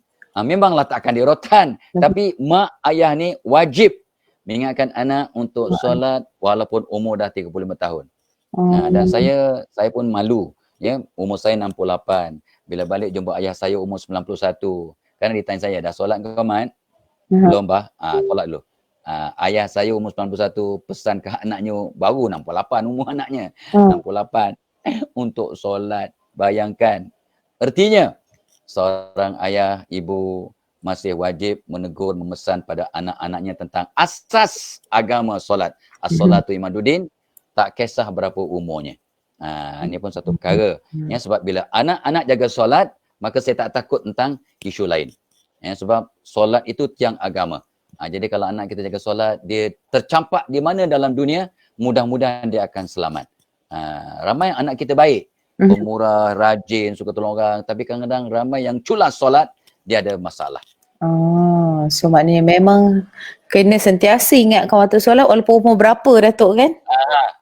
Kena sentiasa kejut. Saya kan tadi kan waktu Datuk cakap pasal solat tu, sebelum pasal solat tu yang Datuk kata ada umur sabian tu sebenarnya, saya tak tahu saya dah pernah berkongsi ke tak ni Datuk. Dulu kan Datuk, pasal umur sabian ni, saya tak tahu lah anak saya tu dia nampak ke baby. Anak saya yang kedua tu dia baru lahir tu, malam-malam dia memang tak boleh tidur Datuk. Dia terkebil-kebil. Masuk bilik je dia pandang atas, pandang sini. Dia baby, dia dalam pantang 40 hari waktu tu. Sampailah saya pasangkan, bacakan pasang Al-Fatihah, Yasin, Qul Huwallah, ayat Al-Quran lah. Baru dia boleh tidur. Sepanjang tu dia memang setiap malam dalam pantang dia terkebil-kebil Datuk. Tu saya kata mungkin itu adalah gangguan Datuk. Mungkinlah dia nampak kan, dia baby kan Datuk. Kita yang besar-besar ni yalah tak nampak kan, lagi tua bangka lagi lah macam saya ni. So itulah saya kata bila saya pasangkan itulah menjadi penyelesaiannya. Saya rasa waktu tu yang sebenarnya ayat Al-Quran ni sebenarnya adalah penyembuh untuk bukan baby saja, yang orang dewasa ni juga. Yang bila kita dengar tu dia jadi anak tu dia terus boleh tidur Datuk. Bila saya pasang dia memang tidur sampai ke pagi. Bila tak pasang tu dia jadi macam tak tahulah saya cakap tu terganggu. Tu memang umur sabian ke, dia nampak ke kan. So itulah saya cuba nak share lah. Ya. Ada kemungkinan lah budak-budak yang jadi macam tu. Sebab tu kita kena selalu Datuk. Memang umur, betul. Umur sabian ni memang makhluk yang memang dia punya kerja mengganggu kanak-kanak nak baby. Memang dikacau. Sejak dalam rahim ibu sampailah dia nak akhir balik, umur sabian ni akan kacau. Jadi salah satu cara nak pagar dirinya ialah dengan baca Quran, Sebenarnya mak ayah jangan lupa kalau anak tu memang diganggu, Fatihah 3 kul. Fatihah 3 kul, kita embuskan. In fact kalau anak kita memang kena sawan tangis, kacau, umur 9 kacau. Tengok dia sihat, tak ada kena gigit semut ke, tak ada kembung, tapi menangis sampai sejam 2 jam. Cuba kita tatang bibi tu, mak tatang bibi tu kat pintu rumah tu, kat depan pintu rumah, kepala menghela keluar. So ayah bacakan Fatihah, ayat kursi, Fatihah sekali, selawat 3 kali, ayat kursi, embus daripada kaki keluar ke kepala, keluar ke rumah. Waktunya ialah waktu maghrib. Waktu azan sedang berkumandang di masjid, di surau. So ni memang saya dah buat untuk anak-anak yang ada masalah ni. So saya suruh ibunya tatang atau so kita baca Fatihah, Fatihah sekali, ayat kursi, solawat 3 kali, ayat kursi 3 kali, embus daripada kaki terus ke kepala, keluar ke pintu. Dengan izin Allah, budak ni akan terhindar daripada gangguan umusibian yang menyebabkan dia terganggu, menangis, tak boleh tidur dan sebagainya. Itu tips paling berguna, sangat-sangat berguna sebenarnya ni. Especially zaman-zaman sekarang ni orang tak boleh keluar, PKP ni orang tak boleh keluar, takut dia duduk rumah duduk menangis je, kita duduk tak tahu kenapa. Kan? Ya, betul. So kita kena buat tu Datuk. Dan lagi satu kan sebenarnya Datuk, selain daripada ayat Al-Quran yang saya bagi anak saya dengar dalam ni, saya cuma saya tak tahu apa kelebihan dia, tapi saya amalkan ni. Ada satu zikir dalam Datuk, zikir hasbunallah wa ni'mal wakil, ni'mal maula wa ni'man nasir. Saya waktu saya rungsing, waktu kita gusar, risau, saya selalu sangat dengar zikir tersebut Datuk. So kalau Datuk nak share sikit macam bagus ke zikir-zikir dan selawat ni untuk anak-anak dengar, mak-mak dengar, boleh tak? Sebab saya memang dengar tu sambil menangis sebab dia meaning dia Allah sebagai pelindung kan. Betul. So macam mana Datuk untuk okey tak kalau kita selalu, adakah zikir tersebut tu bagus kita selalu bacakan bila kita dengarkan dekat anak-anak kan? Apa benefit dia ataupun Datuk ada tips untuk mudah mereka ni hafal zikir-zikir dan selawat? Itu sebenarnya kadang-kadang saya tak perasan Saya selalu bila mendudukkan cucu-cucu saya bacalah zikir-zikir ni So satu hari tu bila cucu saya yang umur 4 tahun dia dapat adik namanya Nur Asia. Nur Asia ni dapat adik So adik dia menangis tak berhenti, dia tiba-tiba dia pun terus pergi kat dia subhanallah, alhamdulillah, wala ilaha illallah. Dia baca kuat-kuat, adik dia menangis pun terdiam. Yang mak dia tengah mak dia rakamkan video. Saya kata wow. Ya Allah. Leleh mata saya tu. Kakak ni yang umur sebab kita selalu zikir kat dia tapi kita tak perasan. Dia lekam. So yes, sebenarnya zikir dan selawat ini satu senjata yang sangat hebat dalam diri kita ni. Barang siapa yang berselawat atas Nabi 10 kali, paling kurang 10 kali sehari, maka masya-Allah kalau ikut hadis, maka kita mudah meniti titian sirat. Lepas tu Israel kata aku akan cabut nyawanya perlahan-lahan macam aku cabut nyawa nabi-nabi. Dan kata Mikail aku akan bagi dia minum dari telaga Kausar. Kata Israfil, barang siapa yang berselawat atas Nabi 10 kali, aku akan sujud ke Allah dan minta Allah ampunkan dosa orang ini. Jadi sebenarnya saya minta anda dan saya semua orang kita selawat banyak-banyak. Dan kalau kita dalam keadaan tertekan, hasbunallahu wa ni'mal wakil, memang kita cukuplah Allah sebagai kita punya penolong, pembantu. Dan kita pun zikir la hawla wala quwwata illa billahil azim. Tidak ada upaya kita kecuali dengan bantuan Allah. So benda-benda ni sebenarnya di samping doa, di samping penenang jiwa, dia juga pelerai solusi kepada semua masalah kita. Sebenarnya 2-3 bulan lepas ada ustazah yang memviralkan satu doa surah Al-Ghafir ayat 44. Surah Innallaha basirun bil ibad. Al-Ghafir surah Ghafir ayat 44. Ayat 44, innallaha wa ufawwidu amri ilallah. Innallaha basirun bil ibad. Ya Allah, aku serahkan semua urusan aku kepada Allah, dan Allah yang Maha melihat akan hamba-Nya. Jadi bila kita serahkan semua hal kita ni, masalah kita ni, isu kita ni kepada Allah, Allah tahulah, Allah tahu apa nak buat dan Allah Maha melihat akan hamba-Nya. Wa ufawwidu amri ilallah, innallaha basirun bil ibad, basar ya. Basir, Allah Maha melihat akan hamba-Nya. Sebabnya ini doa untuk kita mohon bantuan Allah. Allah akan bantu kita selesaikan masalah kita masa PKP atau masa bila-bila pun kita menghadapi masalah. Yes, ya. So zikir sangat-sangat penting ya. Sebabnya tadi yang sebut awal-awal tadi, ala bizikrillahi tatmainnul qulub. Dengan mengingati Allah, Allah ya, hati akan menjadi tenang. Selesai masalah, badan kita sehat ya, masalah kita akan selesai ya, fikiran kita akan positif. Semua rentetan perkara-perkara positif akan datang asbab zikir-zikir ini, insyaAllah. So sebenarnya semua bermula daripada Islamik yang awal yang kita nak kena didikkan ni ya. Sebenarnya bermula daripada solat, daripada ibu, ayah. Kita yang kena tunjuk contoh Datuk kat rumah. Sebenarnya kalau kita ada masa ni dah lagi 14 hari ni lagi, time ni lagi kita nak tingkatkan bonding, betul tak? Yes. Betul banyak sangat. Yang apa yang kita kena lakukan dengan dorang ni, itu yang apa benda yang kita tunjuk contoh, itu yang menentukan anak untuk jadi ni. Okey Datuk. Betul. Ni hari tu ada satu soalan Datuk, dia kata macam mana kalau kita nak minta suami ni untuk sama-sama bantu dalam proses nak mengajar anak, bantu dalam, saya pun tak boleh nak cakap banyak, baik saya tanya Datuk. Sebenarnya bila ada PKP kat rumah ni, nak bantu buat kerja ke, nak bantu ajar anak sama-sama mudahkan, macam mana tu Datuk? Datuk ada tak tips-tips sikit nak bagi diorang tackle husband diorang ni? Okey, so naluri seorang ibu ni memang terbaiklah, sebab ibu ni, bab kata Nabi SAW, guru pertama dan utama ialah ummi. The first and the most important teacher is the mother. Jadi Allah bagi ilham, bagi gerak batin, seorang ibu memang mudah mendidik, mudah berkorban, mudah bersabar dengan anak-anak. Jadi ayah ni yang memang Allah jadikan kita ni, kadang-kadang kita ni tunnel vision, yang dekat tak berapa nampak, yang jauh kita nampak.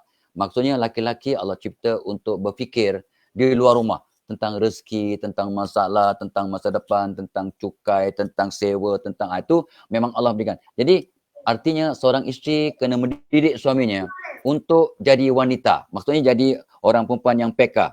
Jadi apa nak buat? Orang laki-laki ni, dia banyak pakai otak kiri. Secara umumnya benar. Ya. Walaupun nampak di skrin tu macam saya pakai sebut kepala belah kanan, tapi itu otak kiri. Sebab kiri. Gambar tu terbalik. Okay. So ni saya pegang kepala kiri, belah kiri ni. Ya. So memang betul lah kiri. Ya. So ini otak kiri. Otak kiri ni sains, dia otak sains, otak logik. So artinya cuba para isteri senaraikan. Okey, ini tugas-tugas kita kat rumah masa PKP atau masa lain lah ya. So ini tugas-tugas yang kita patut buat tentang masak, tentang ini, tentang anak-anak, tentang ini. So sebutkan, okey, katalah ada 20 perkara yang kita boleh buat untuk anak-anak kita. Ya, tentang ialah tentang makanannya, nak suruh mandi, nak suruh baca Quran, nak suruh main game, nak suruh tengok homework, nak ni. Kalau ada yang online, ada cucu saya dia masuk tadika, ada online kelas sekarang. Betul Datuk. Online saya pagi petang kelas Datuk. Right. Jadi kalau kita dah senaraikan, sebab orang laki-laki ni otak kiri. Seeing is believing. Yang dia nampak dia akan percaya. Okey, so senaraikan ni 20 tugas dalam mendidik anak. So kita tanya kat suami kita yang so yang mana yang you boleh bantu, dan yang 20 aktiviti ni yang mana yang you rasa you selesa nak bantu. Bila dia nampak, ya Allah banyaknya isteri aku kena buat. Ada 20 aktiviti okeylah. Okey, yang ni saya boleh buat, yang ni saya boleh buat, yang ni saya boleh buat. So itu satu cara. Ya. Pertamanya kita senaraikan dan tunjukkan depan dia dan bincang. Sebabnya Nabi bersabda, takkan rugi orang bermusyawarah, tak rugi bermusyawarah bincang dia, dan takkan menyesal orang istikharah. So masa PKP ni saya minta, terus macam saya sebut malam tadi, saya dah sebut awal tadi. Malam ni solat taubat, selepas isyak semua kita solat taubat 2 rakaat, istighfar 1 sekali, kita solat istikharah, minta panduan dari Allah, dan kita tutup dengan solat witir. Sebab ramai orang di Malaysia, 98% orang Malaysia terlupa nak witir di luar Ramadan. Padahal Nabi suruh kita witir tiap-tiap malam forever. So malam ni yang belum buat, malam ni kita witir ya. Tak mampu 3 rakaat, 1 rakaat. Witir ini Nabi bersabda, Allah itu witir, Allah itu ganjil. Allah suka kita witir untuk membalut semua amalan kita. So kita dah kita witir tu, maka kita kita tu sebab kita bila senaraikan, suami akan nampak. Yang keduanya, saya sebut pagi tadi pada anak perempuan saya. Sebab dia kata, oh suami dia malam tadi melayan anak dia dengan senyuman. Selalunya dia kadang pukul 3 pagi kejutkan ayah sebab nak susu. Kadang ayah merungut juga. Ya? Tapi anak saya cerita pagi tadi masa sarapan, ya Allah, si suami dia ni bangun senyum, baik, cakap baik. Saya kata puji. Beritahu suami. Beritahu suami awak yang dia, you so happy, bersyukur sangat. Pagi tadi dia bangun buat susu pukul 3 pagi dengan tak masam muka, tak mungut, tapi dengan senyuman dan cakap elok. Jadi orang lelaki ni kan dah disebut oleh pakar-pakar. In every man there is a small baby boy. In every woman there is a small baby girl. Dalam diri orang dewasa ni ada sifat kanak-kanak yang suka dibelai, yang suka dipuji. So yang pertama kita senaraikan. Yang kedua, kita puji dia. Setiap perbuatan baik yang suami lakukan, kita puji dan kita hebahkan. Nak masuk ke WhatsApp group, nak cakap ke mak ayah kita, ke report ke, asalkan yang baik hebah-hebahkan sabda Nabi. Yang buruk, sorok-sorok. 2. Ya, yang ketiganya, ini dia. Kadang-kadang salah satu cara untuk melembutkan hati suami, untuk mudah membantu, ialah di samping doa umum, doa khususnya ialah kita boleh lembutkan hati suami dengan tadilah, ya. Fatihah, ayat kursi, alam nasyrah. Lepas tu embus kat makanan minuman. Di samping melembutkan hati anak-anak, kita sebut juga, ya Allah, lembutkan hati bapa anak aku, ya Allah. Bapa. Ya. Lepas tu sebelum bercakap dia, Hana. Saya suka, Datuk. Jelas nama dia saya sebut dengan bin sekali nanti. Zal. Ya, okey. Okey.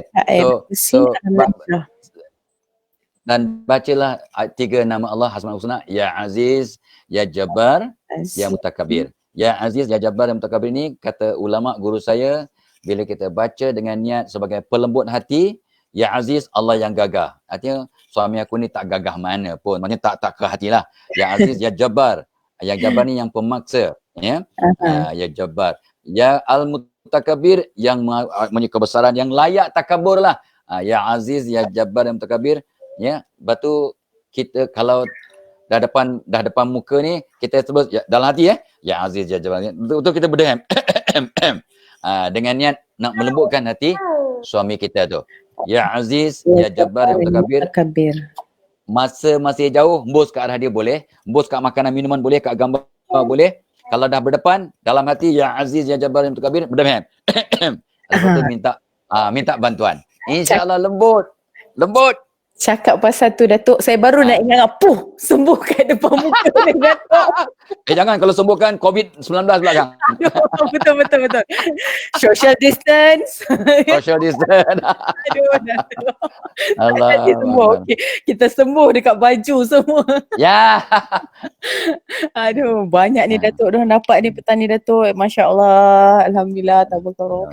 Okey, Datuk last, Datuk. Saya ni sebenarnya ni bila budak-budak kat rumah ni, saya ni ada soalan ni, diorang tanya. Itulah saya duk baca-baca sambil scroll ni, Datuk. Right, good. Okay. Tadi untuk suami tu memang sangat very useful. Ramai yang tanya dekat sini, Datuk. Yang diorang tak tahu nak guna macam mana. Sekarang semua sama-sama kena guna. Okay. Apa ni, Datuk? Satu, Datuk. Kalau kat rumah ni, budak-budak ni kadang suka sangat tengok TV, suka sangat tengok gadget, Datuk. Apa benda yang kita as parents ni kadang dah PKP, mestilah kadang duk menghadap depan TV, dorang ni budak-budak kecil kan, tengok kartun anak-anak kita, lepas tu kejap tengok gadget, terlalu sangat addicted sangat benda-benda macam tu. Apa sebenarnya, Datuk, yang kita boleh buat, Datuk? Yang we as a parents, macam mana kita nak tunjuk yang nak mengelakkan lah dorang ni, nak bagi jadual ke ataupun nak bagi aktiviti ke, apa yang sebenarnya? Sebab kalau saya tadi, si Aira ni dia dah tunjuk lah apa yang dia duduk pakai, duduk tekan kat ujung tu, saya dah duk sibuk kiri kanan ni sebab dia ada kat sebelah ni sebenarnya. Dia duk bawa buku ni keliling. Itulah saya tak tahu. Kalau Datuk macam mana tu, Datuk? Boleh tak Datuk sharekan sikit ni? Kadang anak-anak dekat rumah ni kan. So kena disiplinkan. Pertama, you dah sebut tadi, Hana pun dah sebut. Pertama kita kena disiplinkan. Ada masa-masa tertentu khas. Kalau isteri saya strict. Okay, kamu boleh tengok jam ni pukul 3 ni sampai pukul 3 suku boleh tengok handphone atau tengok game. Kalau game maksimum untuk ni setengah jam. Contohnya lah ya. Tu satu, kita disiplinkan dia ada masa. Dengan syarat, Kalau dalam keadaan biasa, homework telah buat, dia dah mula belajar dan aktiviti dia belajar dah buat, bagi dia hadiah dengan dapat tengok gadget atau tengok TV, ya, games kat TV dan sebagainya. Itu satu. Ya.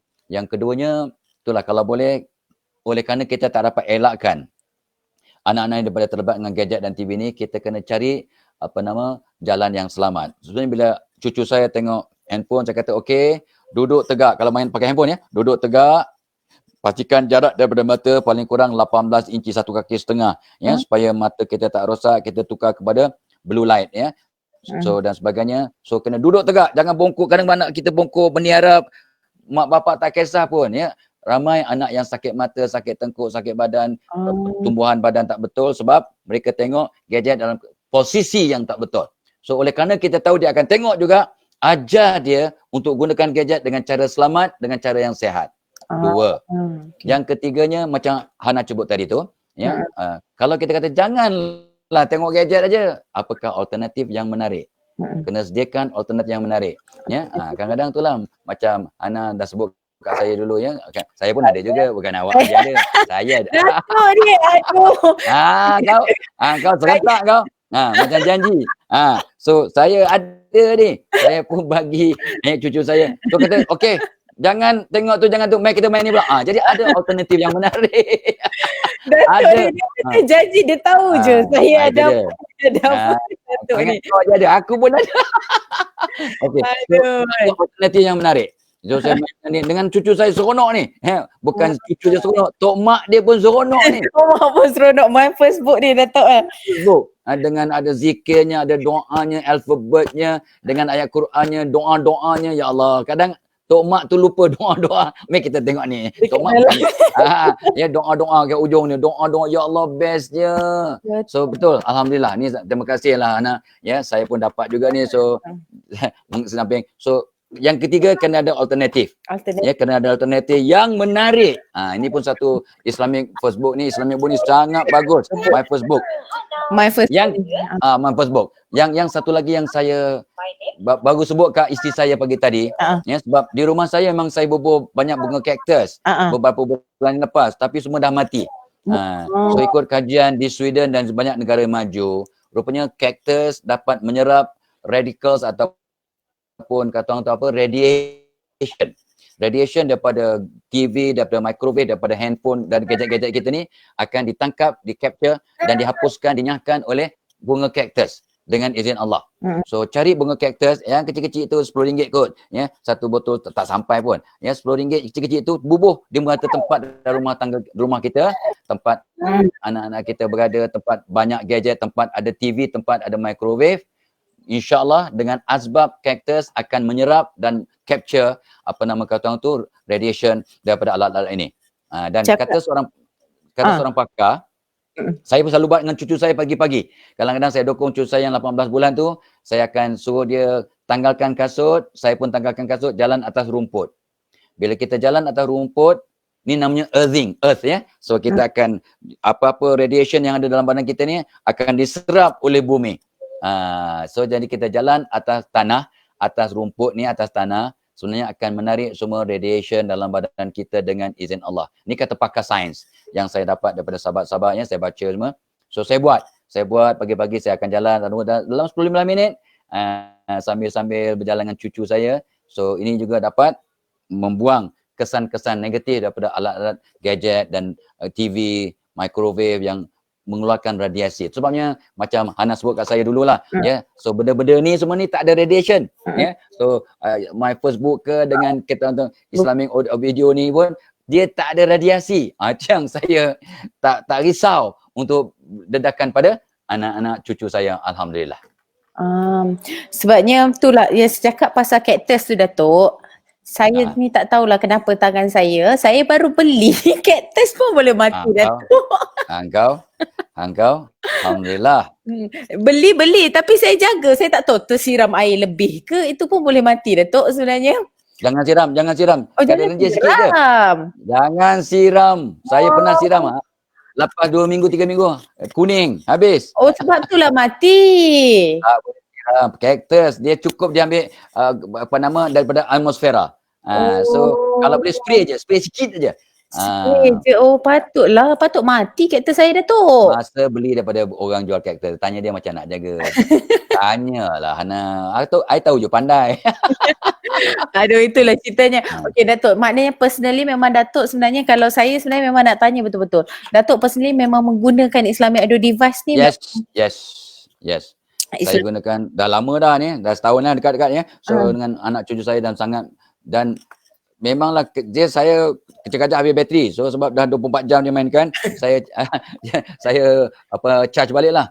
Chargeable, senang aja. Kena charge. Saya ada 2-3. So yang dah habis bateri ada, ni yang ni masih ni ada lagi, ya. So tapi ni ada. Memang pasang surah setiap masa, memang Datuk selalu surah, zikir juga. Itulah dia. Dia punya lagi kuat pada kita. Amboi. Iyalah, memang hebatlah ni. So saya gurau-gurau dengan saya ada dengan anak cucu saya. Kadang saya tengah main Quran, dia main yang apa namanya? Yang ni ke? Apa bunyi ni? White noise. White noise. Ini cucu saya selalu saya kata Tok Abah nak tidur, dia pun mainkan Quran. Lepas tu dia terus mainkan white noise. Semua saya terkejut. Saya buat terkejut. Dia happy. Satu malam gurau dengan Tok Abah dia kacau dengan white noise. So pandai dia Datuk itulah dia budak-budak sekarang. Sangat luar biasa. So yes, it is very useful dan sangat baik dan sangat bagus dan sangat membantu. Cuma itulah saya nak sebut daripada tadi, di samping ialah apa nama benda-benda ni ya, ada kata Islamic audio device dengan My First Book ni membantu. Jangan lupa ya, tolong hidupkan sunah-sunah harian dalam rumah tangga kita secara berterusan. Ya, contohnya itulah, pastikan anak cucu kita baring kalau boleh mengiring ke kanan. Baring mengiring ke kanan ikut sunnah, ya. Bangun tidur senyum dan angkat tangan berdoa, suruh dia aja berdoa, ya, doa dah bangun tidur, ya. Pastikan anak-anak kita masuk toilet kaki kiri, keluar toilet kaki kanan. Ya. Saya pesan kepada cucu saya yang umur 5 tahun, 4 tahun, kamu melepas buang air kecil kena berdahem, anak laki-laki. Cucu laki-laki kena berdahem, cucu perempuan suruh urut dari pusat ke bawah 3 kali. Cucu perempuan tak payah berdahem untuk tuskan air kencing, untuk istibra.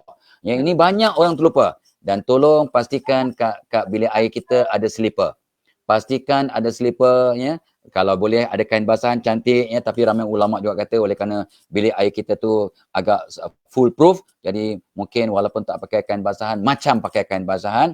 So pakai kain basahan sunnah, pakai slipper dalam bilik air adalah sunnah untuk mengelakkan najis, ya. Ini penting sangat. Dan pesan pada anak cucu kita melalui tindak tanduk mak ayah, pakai pakaian sambil duduk. Pakai seluar duduk, pakai seluar dalam duduk, pakai baju duduk. Yang boleh pakai sambil berdiri ialah serban. Pakai serban boleh berdiri. So saya pesan kat cucu saya minum dengan apa punya Khalif, minum kena duduk, nanti Nabi marah, Allah murka. Allah marah orang minum sambil berdiri sebab syaitan minum sambil berdiri. Dia pun terus duduk. Pesan. Dengan syarat tok abah, tok mak dan mak ayah juga minum sambil duduk. Sebab mereka mudah belajar daripada apa yang mereka lihat. Ni sunah-sunah harian ni. Ya, makan kena duduk, minum kena duduk, ya. Lepas tu kalau boleh dalam PKP ni, lauk kalau boleh jangan campurlah makanan laut dengan makanan darat. Ini sebenarnya ada sunahnya. Ya, sebab makanan laut ada positif ion, makanan darat negatif ion. Ya, sesekali tak apa campur, tapi seboleh-boleh jangan campur. Ayam saja, darat saja, laut saja, bagi cantik untuk penghazaman. Ya, so ini kena ingat. Lepas tu kalau boleh masuk rumah, bismillah, qul kaki kanan. Jangan masuk rumah tanpa bismillah dan al-ikhlas. Barang siapa masuk rumah dengan basmalah dan surah ikhlas, sabda Nabi, penghuni rumah dan jiran-jirannya terhindar dari kemiskinan. Ini benda yang sangat basic yang akan membentuk suasana Islamik dalam rumah tangga kita, anak-anak cucu kita mudah jadi anak soleh. Masuk rumah dengan basmalah, qul senyum, assalamualaikum kaki kanan. Bila masuk kaki kanan, otak kiri jadi hebat. Bila keluar rumah dengan bismillahirrahmanirrahim, la haula wala quwwata illa billah, melangkah kaki kiri. Keluar rumah kaki kiri. Sebab masjid, kita masuk masjid kaki kanan, keluar masjid kaki kiri. Masjid orang perempuan di rumah. So rumah itu ibarat masjid. So masuk rumah kaki kanan, keluar rumah kaki kiri. Ramai orang terlupa. Keluar rumah nak cari rezeki kaki kanan lah. Salah. Itu sunnah Melayu. Sunnah Nabi, keluar rumah kaki kiri. Jadi benda-benda asas ini akan merangsang. Kaki kiri keluar rumah akan merangsang kehebatan, Mudah-mudahan asbab anak cucu kita, keluarga kita jadi lebih soleh-solehah. Cakap pasal tu kan Datuk, sebenarnya dekat dalam buku ni saya pun Ya. tak hafal Datuk banyak, tapi sebenarnya saya Yalah, belajar. betul lah. Dekat belakang ni Ya. malu nak cakap tak hafal, tapi dalam belakang ni saya belajar Datuk, doa-doa ni banyak. Yes. Yes. Ya, betul. Ha, macam ni kan, doa keluar rumah, doa masuk. Come, Fatih want to come here? After dia nak banana Datuk. Betul. Fatih want to recite doa? Oh. Dia datang. Datang kat sini. Alhamdulillah. So before we eat, what should we do? We recite doa. What doa? Doa makan. Sebabnya kadang kita pun terlupa Datuk. Saya sendiri personally pun terlupa. Banyak doa-doa yang kita guna pakai dekat sini Datuk kan. Keluar rumah, masuk rumah, doa tidur. Kadang bukannya kita boleh hafal semua. Sebab itulah saya kata dengan mendengar dan belajar mampu untuk kita ingat sekali mak-mak ayah pun. Betul. Tak Datuk? Betul. Datuk, kita dalam My First Book ni insya-Allah kita lengkapi semua untuk anak-anak pakai dan Datuk pun bagi cucu pakai. Yes. Dan Tok Mak pun belajar sama. Oh, dalam ni menggunakan My First Book Tok Mak pun belajar sekali. Dia lupa doa. Lupa doa. Betul, sebab ada part solat, ada part yang banyak yang saya rasa macam bila dia baca tu saya dia macam terharulah Datuk sebenarnya. Kita betul. nak jadikan anak kita anak soleh, anak solehah. Dulu saya rasa benda ni kecil, tapi bila baca dan apa yang Datuk kongsikan tadi mengenai sunnah-sunnah ni, ya Allah besarnya kalau saya dapat kongsikan dengan anak perkara-perkara sunnah harian Datuk Right. Yang sebenarnya kalau dapat mereka ni ikut, masya-Allah, dan dapat pula dia baca doa dan betul sebutan tu dengan jelas ikut. Right. Ya Allah, bestnya Datuk, seronok. Amin, insya-Allah. Kan? Insya-Allah. Dia punya gunakan My First Book ni. Okey, Datuk, kita ni dah 4 lebih ni Datuk. Datuk nak tanya soalan ke? Tengoklah kalau ada betul 4 suku dah 4 suku dah Datuk. Meh kita tengok kalau ada nak tanya soalan dah Datuk kita ambil dalam 1-2 soalan boleh Datuk? Sila. Okey, kalau ada soalan boleh tanya soalan. Tadi tu kita dah kongsikan juga, Datuk sendiri pun dah kongsikan menggunakan Islamic Edu Device, My First Book dekat rumah dengan cucu umur berapa Datuk semua boleh pakai? Yang 6 tahun, yang 4 tahun, yang 1 tahun setengah, yang 2-3 bulan ni. Oh, okey. Yang kecil tu Datuk, baby tu kalau baru lahir tu sebenarnya elok bagi ni Datuk. Islamic Edu Device kan? Correct. Islamic Edu Device ni untuk dia dengar. Okey, Sekejap, saya rasa macam tak sempat untuk soalan Datuk sebab dia punya ni macam linking. Ada. Yang saya nampak satu soalan tadi, dia tanya bagaimana nak merangsang anak-anak remaja dia kata. Nak menjaga anak remaja. Macam mana Datuk? Tadi ada kat atas tadi saya nampak. Okey, kejap. Merangsang anak-anak remaja. Atas ni dah awal tadi dalam setengah jam lepas saya nampak. Bolehlah Datuk kalau Datuk nak ni. Merangsang, saya dah baca tadi, merangsang anak-anak remaja untuk solat Datuk. Correct. Kan? Macam mana nak ajak, nak didik mereka ni untuk solat. Betul tak? Betul. Soalan ni tadi. Okey, kita habiskan soalan tu Datuk. Macam mana tadi tu Datuk? Macam mana anak-anak yang umur kata sabda Nabi, based on apa yang Umar selalu sebut-sebut, anak lahir sampai umur 7 tahun didik macam menatang minyak yang penuh kasih sayang. 8 hingga 14 didik dengan cara disiplin. Itu yang suruh solat, lepas tu kalau umur 14 10 tahun tak sembahyang boleh dirotan. Tetapi ini dia. Bila anak remaja 15 hingga 21 remaja tu, kena didik macam kawan. So artinya anak 15 tahun hingga 21 jangan marah-marah, jangan rotan, jangan tengking-tengking. Tak kena. Itu ajaran Nabi. So umur 15 hingga 21 tu remaja tu sangat kritikal. Didik macam kawan dengan penuh kasih sayang. Sampai Ali kata, anak umur 14 tahun kalau tak sembahyang boleh rotan. Anak 15 tahun tak sembahyang jangan rotan. Peluk dia, perai dia, pujuk dia. Kena ingat tu satu. So didik anak remaja sebagai kawan dengan penuh kasih sayang. Keduanya itulah. Saya minta semua mak ayah jangan lupa doa yang Nabi Allah Ibrahim baca. Surah Ibrahim ayat 40 awal-awal tadi sebut surah Ibrahim ayat 40. Surah Ibrahim. Rabbana wa taqabbal du'a. Surah Ibrahim ayat 40. Ya Allah, jadikan aku orang jaga solatku, begitu dengan zuriatku. Ya Allah, ya Tuhan kami, perkenankan doaku ini. Itu doa khusus untuk mak ayah, atuk nenek, untuk merangsang anak-anak, terutamanya yang remaja, untuk jaga solat sampai bila-bila. Ya, dan saya malu kalau saya tak baca doa tu tiap-tiap hari sebelum saya tidur, sebab saya nak pastikan supaya bila saya meninggal dunia, biarlah anak, cucu, cicit jaga solat sampai bila-bila. Dua, yang ketiganya itulah, ya, kena berpesan dengan, dan pesan ini jangan dengan cara yang negatif. Kau tak sembahyang ke? Tak sembahyang nak masuk neraka? Jangan. Takutnya. Pesan dengan cara kasar. Ni macam nak jadi setan ke ni? Jangan. So selalu kita pesan, ni Zuhur tadi pukul 1:20 tadi dah azan, dah solat belum? Kamu dah solat kan? Kamu dah solat kan? Kita tahu dia belum solat. Kamu dah solat Zuhur kan? Belum, mak. Cepat sikit. Ya, bila kita cepatkan solat, maka cepatlah Allah mengabulkan doa kita. Kalau kita melewat-lewatkan solat, jangan tanya kenapa doa aku susah nak makbul, lewat nak makbul. Sebab solat pun kita lewatkan. Jadi kita pesan. Dan setiap kali anak-anak kita ni, apa nama kata orang tu, solat on time dan sebagainya, kita puji. Dengan keadaan at-targhib, ya, kita puji, maka akan merangsang mereka. Yang ketiganya kita jangan lupa tadi, ya, untuk merangsang anak cucu kita untuk mudah solat, Fatihah, ayat kursi, alam nashrah. Dan kalau mereka memang degil sikit, memang kadang malas solat, Fatihah, ayat kursi, alam nashrah campur dengan surah Toha ayat 1 hingga 5. Surah Toha ayat 1 hingga 5 ialah surah yang dibaca oleh Umar Al-Khattab sebelum dia beriman. Adik dia dah beriman, adik ipar dia dah beriman, tapi dia belum.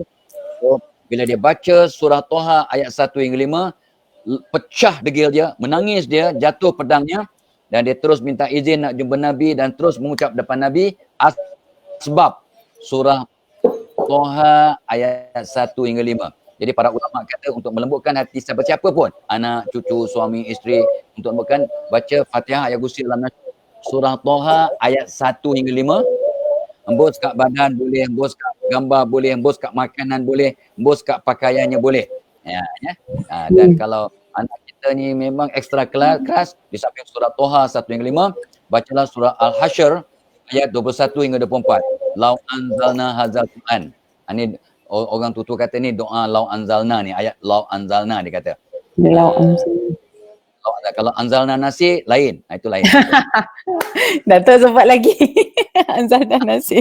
So, surah Al-Hasyr ayat 21 hingga 24 tu satu doa yang bagus untuk melembutkan hati siapa-siapa pun, memecahkan kedegilan. Mudah-mudahan anak cucu kita mudah jaga solat, uruskan makanan minuman dan sebagai sebab. InsyaAllah. Okey. Ada satu soalan tu, Datuk. Macam mana nak didik anak yang oversensitif, Datuk? Sensitif, ya? Okay. Alright. So, tengok sikit dia punya punca masalah, sebab sensitif ni berbagai-bagai jenis sensitif. Dan tengok puncanya, ya. Contohnya, ya, anak sulung dia ekstra sensitif. Anak sulung sebab mak masa mengandung, mak sensitif. Emosi mak waktu mengandung akan mempengaruhi baby yang dikandung. Jadi kadang-kadang anak sulung ekstra sensitif sebab emosi mak waktu mengandung. Ya, tu kena faham. So, lepas tu anak juga sensitif ikut kajian, ya. Ni semua Allah punya kuasa, ya. Balik pada Allah. So anak yang sensitif mungkin dia lahir bulan 3 dia sensitif. Allah punya kuasa. Lahir bulan 7 ekstra sensitif. 3, 7 ni ekstra sensitif. So kita kena faham, ya. Kita kena faham puncanya dulu. Dan kadang-kadang anak ni sensitif bukan sebab apa? Sebab dia pantang orang naikkan suara. Ramai anak, terutamanya tak kata ada anak kena naik suara baru dia dengar. Dia tak sensitif. Dia kena naikkan suara baru dia ikut. Kalau kita cakap lembut tak jadi. Tapi ada anak yang kita naikkan sikit je suara terus sensitif, terus kecil hati. Bukan sebab teguran tapi cara menegur. 3. Ya, so kita kena cari punca dulu, ya. So kadang-kadang anak ni sensitif sebab dia sebenarnya rasa terbiar, cemburu. Biasanya anak sulung kita lebihkan, anak nombor 3 kita lebihkan anak kecil, anak nombor 2 yang rasa terbiar, dia ekstra sensitif. Jadi kalau kita tahu puncanya, contoh, ya, anak nombor ni ekstra sensitif sebab kita lebihkan yang sulung, lebihkan yang bongsu, from today onwards. So mak ayah balik rumah ke apa, jangan lupa tegur yang sulung, tegur yang nombor 2, baru tegur yang nombor 3. Ya, dan sebut dan peluk ekstra yang nombor 2 yang sensitif ni. Ni contohlah. Ya. Dan kalau mak anak yang sulung sensitif sebab mak masa mengandung mudah mengajuk, mudah menangis, mudah kecil hati, bila suami outstation terus kecil hati dan sebagainya, maka mak kena solat taubat. Dalam solat taubat, masa sujud yang terakhir, mak kena sebut dalam hati, ya Allah, masa aku mengandung anak aku yang sulung ni, aku sensitif sangat, sampai sekarang dia ekstra sensitif. Ya Allah, aku minta ampun atas kesilapan aku atau peristiwa ini. So bukan salah mak, salah siapa, tapi kita minta ampun pada Allah atas emosi yang negatif semasa mengandung. Bila mak solat taubat dan minta ampun, saya dapati ikut kajian dan ikut kes-kes yang saya jumpai, maka anak dapat dirawat dengan cara mak solat taubat tadi. Ya. So lain kali kalau bercakap dengan anak lelaki, kalau boleh mak pegang badannya. Cakap dekat-dekat. Bila mak pegang badan anak, maka kedegilannya pecah. Dan bila mak duduk sebelah anak, maka suara mak tak perlu naik suara, tak perlu kuat. Bila mak cakap lembut, maka anak tahu. Bila mak pegang, anak tahu mak sayang kat dia. Dan bila mak pegang dia, duduk dekat, suara mak pun lunak dan merdu dan tidak kuat, maka dia mudah mendengar. Jadi dia tak kecil hati. Ramai mak kadang-kadang menjegit daripada dapur, bercakap daripada jauh, yang kena dia kecil hati. Sebab kita cakap dari jauh, volume kita naik, maka dia sensitif. Betul juga. Dan jangan lupa yang saya sebut tadi, nak tegur anak, gosok sebelum injek. Puji sebelum tegur. InsyaAllah akan dapat menangani masalah sensitif ini. Dan jangan lupa doa pelembut hati, Ya Aziz, Ya Jabbar, Ya Mutakabir. Juga dapat merawat anak-anak yang ekstra sensitif bila kita tegur, insyaAllah. Banyak sebenarnya ni Datuk, perkongsian kita ni Datuk, dapat setengah Datuk. Tapi maknanya yang paling saya nampak tadi tu sebenarnya macam saya mengandung anak first tu pun memang saya sensitif juga. Jadi saya kena agaknya solat taubat lah Datuk. Sebenarnya untuk buat, ya Allah, aku minta ampun emosi yang negatif waktu aku mengandung dulu tu. Correct. Sebenarnya. Okay. So sebenarnya perkongsian petang ni, Masya Allah, terlampau banyak ni. Kalau semua orang mampu untuk praktis semua ni, sudah tentu pasti anak masing-masing ni akan jadi anak yang terbaik, anak soleh, anak solehah. Kan? Dan suami juga, untuk suami pun ada sekali dalam ni, yang mana kita boleh membentuk satu keluarga sakinah, Datuk komplit Datuk Amin, yes. InsyaAllah. Daripada ni. Okay Datuk, last kali Datuk untuk PKP ni Datuk, ada kata-kata terakhir tak Datuk? Itulah. Ya, so kita pastikan sebelum kita habis ni. So kita pastikan PKP kali ini membawa perubahan kepada semualah ahli keluarga. Mak ayah berubah dulu, dan kalau boleh tolonglah asbab PKP, kita buang dua sifat-sifat negatif kita dan bentuk sifat-sifat positif. Doa baru ke, amalan baru ke, zikir baru ke. Juga kali ini sebagai titik perubahan yang sangat baik, asbab PKP plus Ramadan, kita jadi orang yang lebih hebat, insyaAllah. Betul, insyaAllah. Terima kasih banyak sangat Datuk untuk perkongsian yang petang ni. Ya Allah, saya akan gunakan satu-satu. Saya minta halal ilmu-ilmu yang ada ni. Masya Allah, mereka dapat banyak ni. Terima kasih banyak ni Datuk. Bertambah ilmu bermanfaat. Ya Allah, kalau saya baca satu-satu komen ni Datuk, saya bersyukur lah sebenarnya dengan ada perkongsian petang ni, mana kita boleh guna pakai untuk PKP ni. InsyaAllah kalau ada rezeki lagi, kalau ada kelapangan Datuk nanti, mungkin kita boleh live lagi Datuk dan berkongsi dengan mereka Datuk Ilmu mahal ni, subhanallah. Terima kasih Datuk, banyak Datuk ni yang cakap terima kasih banyak ni, yang kirim salam dekat Datuk pun banyak ni. Datuk kena jawab semua sekali. Semua sekali ni. InsyaAllah akan berubah ke arah positif ni. Okay, terima kasih semua yang menonton. InsyaAllah ilmu yang baik sampaikan. Saya harap sebenarnya diorang ni mampu untuk kongsi kan. Datuk kan share video-video ni Datuk kan. InsyaAllah. Video live ni. Semoga mendapat manfaat lah dekat semua orang. Bukan seorang saja yang dapat. Kalau saya baca soalan dekat sini kan jenuh Datuk.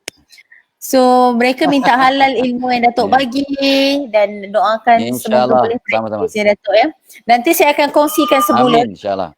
Banyak ni, 4 muka surat yang saya dapat Datuk. sebenarnya. Alhamdulillah. Banyak sebenarnya yang boleh guna pakai. Terima kasih banyak sangat Datuk dan terima kasih yang menonton live hari ini. InsyaAllah yang baik semuanya. Saya ni tukang cakap aja yang menyampaikan ilmu-ilmu yang bermanfaat semua daripada Datuk sendiri. Terima kasih banyak Datuk. Sama-sama, Semoga alhamdulillah. ilmu Amin. mahal ni, okey, ilmu mahal Datuk atau perkongsian sebagai seorang ibu. Terima kasih banyak Datuk. Komplit hari ni Datuk bagi. Untuk suami nak buat apa, untuk anak nak buat apa dan untuk diri sendiri nak buat apa. Komplit Datuk bagi kan hari ni kan? Allah Akbar. Nak menggunakan apa, selamat Mudah-mudahan. ada device boleh, my Facebook boleh, semua ada. Terima kasih Datuk. Yes. Kalau saya Sama-sama. baca ni kan tak habis-habis lagi. Okey, kita suruh kita bagi laluan dekat asar dah ni Datuk. Kalau tidak kan tak terberhenti kan. Okay. So saya minta mus untuk Betul, ni betul. Datuk untuk berhentikan live kita ya Datuk ya. Yes. Okey, terima kasih banyak Datuk. Saya sangat hargai. Terima kasih. Alhamdulillah. Terima kasih semua. Okey Datuk. Okey. Terima kasih semua. Assalamualaikum. Waalaikumsalam warahmatullahi wabarakatuh.